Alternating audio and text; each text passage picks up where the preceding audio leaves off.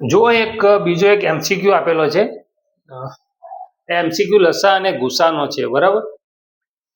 લસા અને ગુસા. હવે આ એમસીક્યુ આપણે આરઆરબી એનટીપીસી 2021માં પૂછાયેલો છે, એટલે આપણે અહીંયા એનું સોલ્યુશન કરીએ શું જવાબ આવે છે, બરાબર. તો હવે આપેલું છે કે બે સંખ્યાનો ગુણાકાર 2,59,200 છે, તેઓનો લસા 4,320 છે, તો તે બે સંખ્યાનો ગુસા કેટલો થાય, બરાબર. બે સંખ્યા આપેલી નથી, પણ બે સંખ્યાનો ગુણાકાર આપેલો છે અને એનો લસા આપેલો છે, એને ગુસા શોધવાનો છે.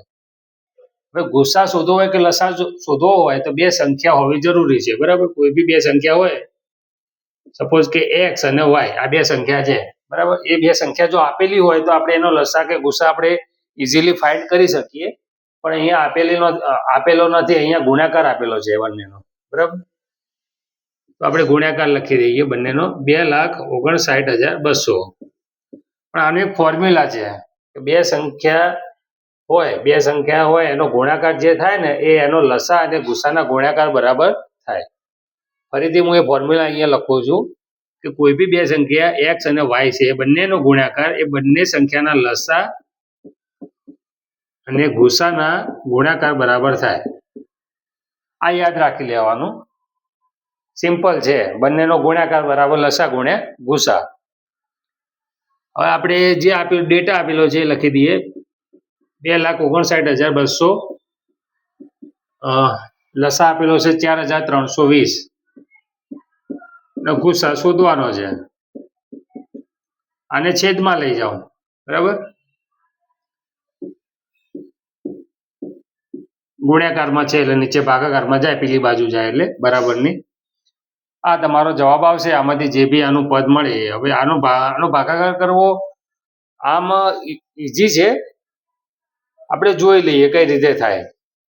આ પહેલું પદ 4 છે, બરાબર, અને અહીંયા પહેલું પદ 25 છે, તો 4 સંગ 24 ના રિલેટેડ એટલે 6 ના રિલેટેડ કઈ જવાબ આવશે, બરાબર. તો આપણે 6 વડે ભાગી જોઈએ, 6 વડે આને ગુણી જોઈએ શું થાય, શું જવાબ આવે છે. 432 ગુણ્યા 6, 6 દુ 12, બધી પડી 1, 18 ને 19, બધી પડી 1, 24 ને 25.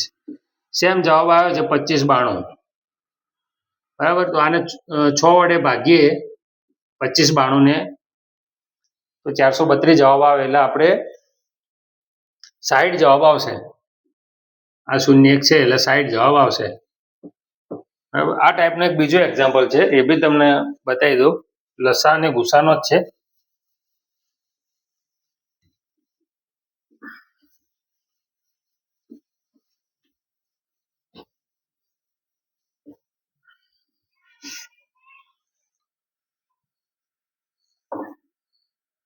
સૌથી નાની સંખ્યા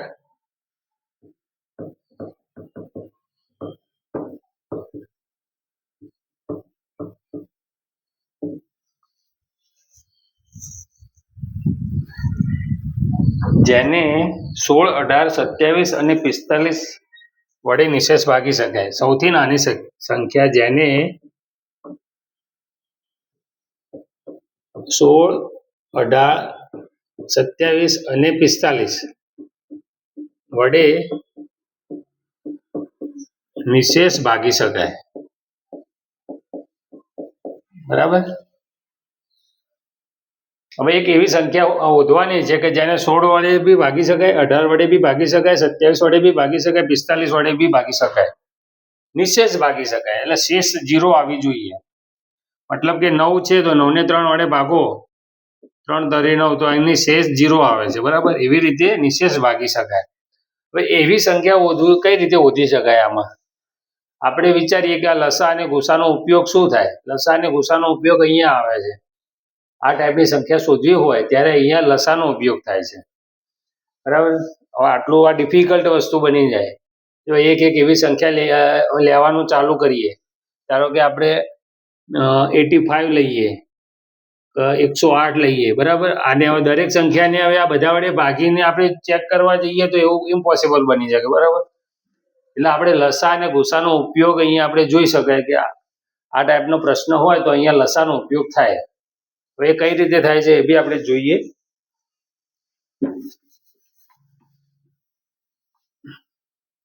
આ બધાનો લસા લઈ લેવાનો. જેટલી બી સંખ્યા આપેલી છે ને બધાનો લસા લઈએ તો 16 ના અવયવો પાડીએ. 2 ગુણ્યા 2 ગુણ્યા 2 ગુણ્યા 2 બરાબર. 2 દુ 4 દુ 8 દુ 16. એવી રીતે 18 ના પાડી દઈએ. 2 ગુણ્યા 3 ગુણ્યા 3 27 ના પાડી દઈએ. 3 તરી 9 તરી 27. 45 ના પાડીએ. 9 પંચા 45 બરાબર. હવે લસા હોય તો લસામાંથી બધા મેક્સિમમ પોઈન્ટ લઈ લેવાના. આ 4 2 લેવામાં આવે. આપણે લસા શોધીએ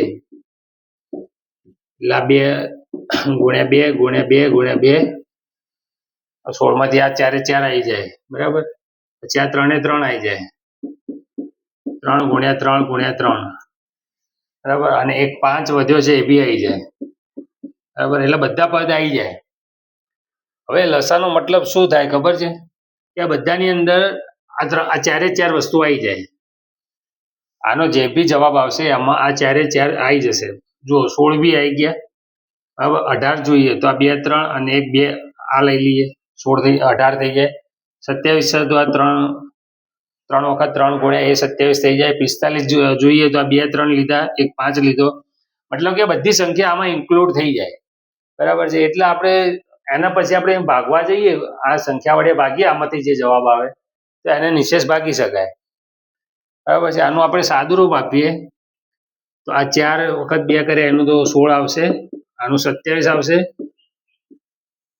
27 અને 5 16 પંચે 80 ગુણ્યા 27. 27 ગુણ્યા 8 કરો. 8 દુ 16 ને 5 21. 21 6 અને 0 ઉમેર 21 60 જવાબ આવે બરાબર. હવે 21 60 એક એવી સંખ્યા છે બરાબર. 21 60 એવી સંખ્યા છે જેને આ તમામ વડે ભાગતા નિશેષ મતલબ કે શૂન્ય શેષ વધે બરાબર. મતલબ કે આ તમામ 4 સંખ્યા વડે ભાગી શકાય બરાબર.